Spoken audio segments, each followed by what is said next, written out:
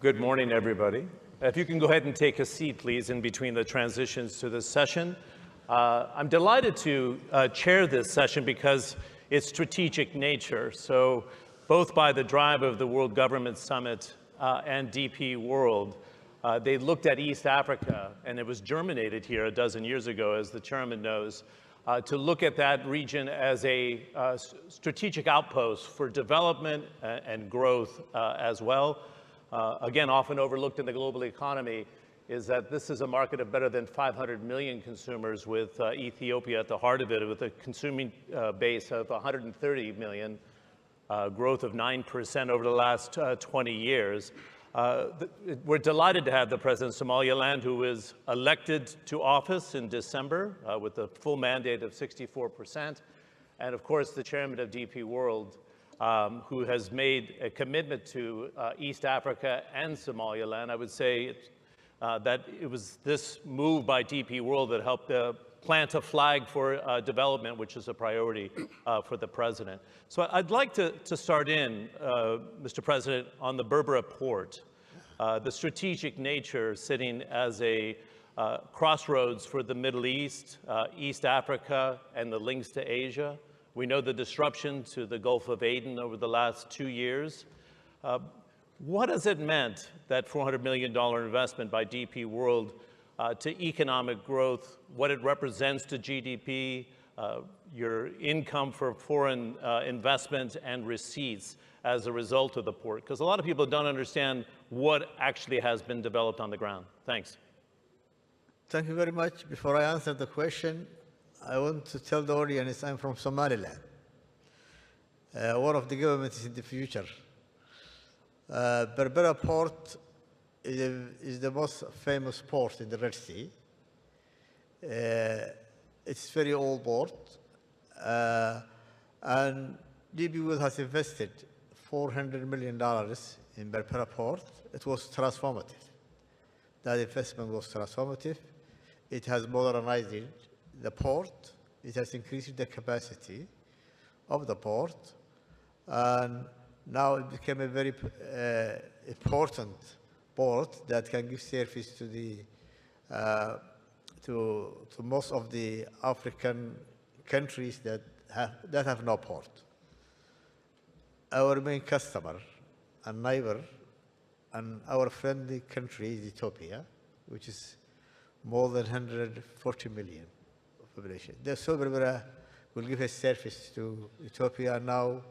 I expect we have to finalize our transit and trade agreements with Ethiopia soon, inshallah. Good. Is that something you think you can get done within your first year in office, which would conclude in December 2025? Because everybody's been looking to see if you can get that agreement unlocked and what it would do for development and trade for Ethiopia as well. My plan is to finalize before the end of the year. That's quite significant. Yeah. Mr. Chairman, I remember discussing this port with you going back 10 years ago and planting a flag, if you will, in Eastern Africa. It's not your first foray there. How does Berbera rate in all the operations you have in nearly 80 countries around the world in terms of modernization, the intelligent infrastructure, the strategic nature of how it can serve as a crossroads? Because you can make comparisons to what you have in Latin America, Far East Asia, Europe, of course, and the United States. What's the modernization that's actually been undertaken? Thank you. First of all, I am happy to attend the Government Summit, and I am honored with the President, whom in short notice came, and he told me I'd been only a few days in the office, and we told him, well, I think it's a good audience, they need to listen to you as a new President. We did a study on Ethiopia. Ethiopia has a double-digit growth in their economy. It's a country of over 100 million people. And the study shows that Ethiopia needs at least 5 ports to cope with the growth that they're going to see in their country. And we selected Berbera for many reasons. First of all, it's an old port. It has been in existence before any ports, in fact, the Red Sea. Unfortunately, it was ignored, but we worked with the government and they encouraged us We invested in it. Somaliland is not a small country. They have over 4 million people and a lot of businessmen and traders.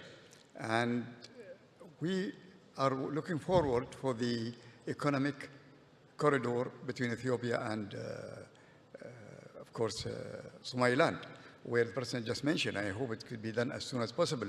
This agreement will facilitate trade between both countries.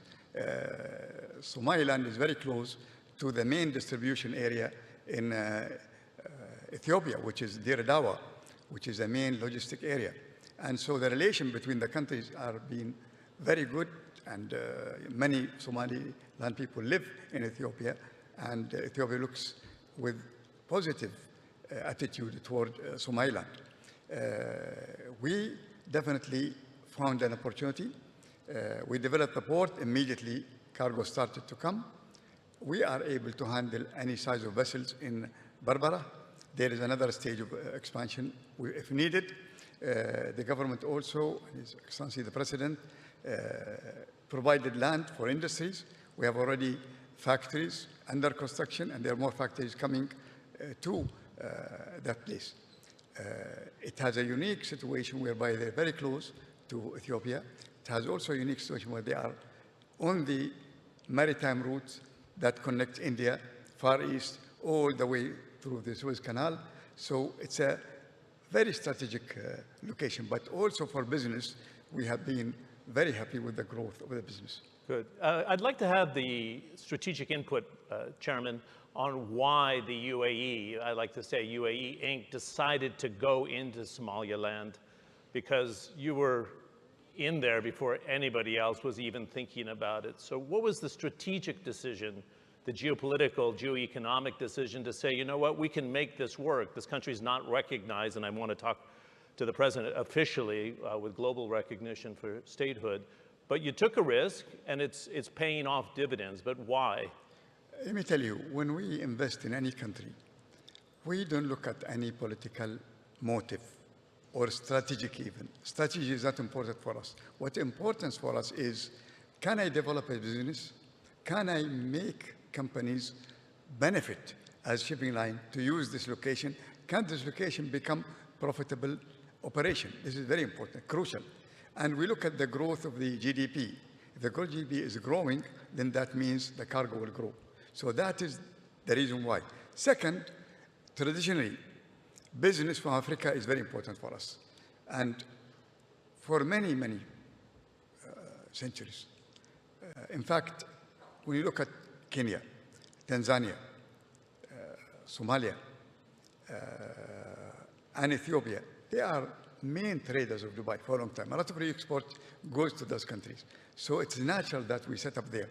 And I tell you, when we set up, immediately companies from Dubai also and Abu Dhabi set up there to provide services. So it is part of us really encouraging and strengthening our trading relation with Africa. Great. Mr. President, I don't want to put you on the spot here because it's a very strategic time for Somaliland. Some would not want to be on the radar of President Trump, especially allies with tariffs, and I want to address that with the chairman in the next question.